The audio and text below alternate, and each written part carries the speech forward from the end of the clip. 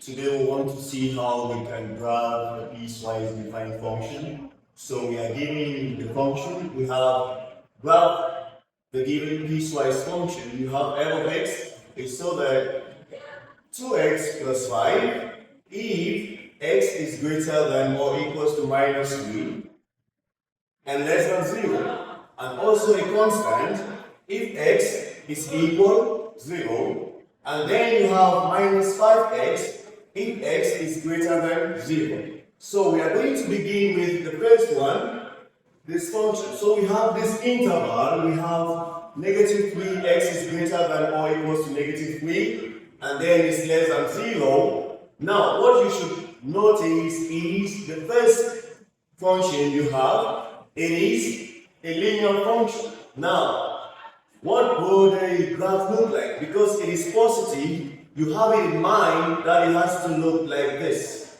The graph looks like this. Okay, because it is positive. So, now you are giving the interval from negative 3, okay, to 0, and negative 3 is closed because of the greater than or equals to sign, and then this one is open.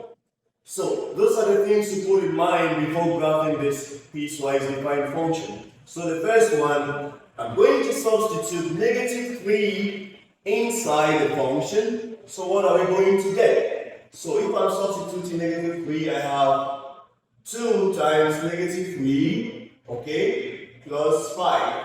What will it give me? 2 times negative 3 is equal negative 6 plus 5 is equal negative 1. So I've got the first point already and I know this point is closed because of this less than or equal sign. Now the next one, I'm going to substitute 0 in that same function. So it's going to be 2 into 0 plus 5. So what will the answer be? It is equal 5. So now I know this one, it is open. So when I'm graphing the function, I'm going to sketch the graph right now. I have like this. Also I have like this. I have this is the x and here we have the y. So we have 2, 4, 6, 8, 10. I have negative 2, negative 4, negative 6, negative 8, negative 10.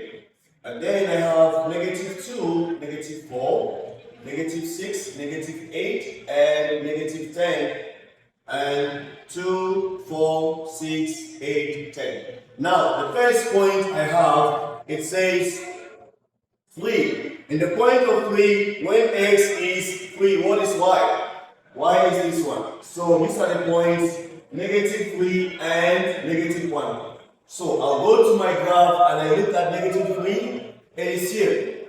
And I have negative 1. So that point is here. Is it open or is closed? It is closed.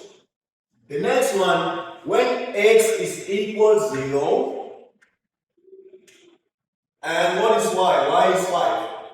So at the point where x is 0, when y is 5, it's just like saying the y-intercept. Because at the y-intercept, x is 0. So I'm going to go to my graph now. I look at the point where x is 0, it is this point, and y is 5. So it's here. Is it open or is closed? It's open. And then I will draw a line. Because it's linear, I'm going to have a line that links the 2 points together. So I'm done with the first one. We are done with the first. Now the next one is just a constant. It's just a constant. At this point, what is x? X is 0. So the point is 0 and minus 3. So at this point, x is 0 is just a point. So I go to minus 3 for y, and this is a point. So it's just a point here. Okay, the next one, I have negative 5x, for x is greater than 0. So I'm going to put values into this function that will satisfy this inequality. It says x is greater than 0 and 0 is closed. 0 is open, sorry. It's open because you don't have the greater or equal sign. So this is open. Okay, now I have the function 5. I have the function negative 5x. So x is greater than 0. I'm going to substitute 0 at this point. So if I put negative 5 and 0, it gives me what? 0. So I have negative 5, and I have, when x is 0, sorry, when x is 0, y is negative, it's still 0. Now, when x is 0, when I substitute x0 into this function, I got a 0. And then it is open. It's at this point. I know this point already. Now, it says x greater than 0. It means it's going to take all values greater than 0, but not 0. So if I'm using 1, for the first one, negative 5, 1, what will it be? It's going to be negative what? Negative 5. So 1, and then I have negative 5. 1 and I have negative 5 is down there. It's there. So how would the graph look like? It's going to go down like this. From this point, it goes down like this. It has to be at this point of 1. So we are done with graphing this function.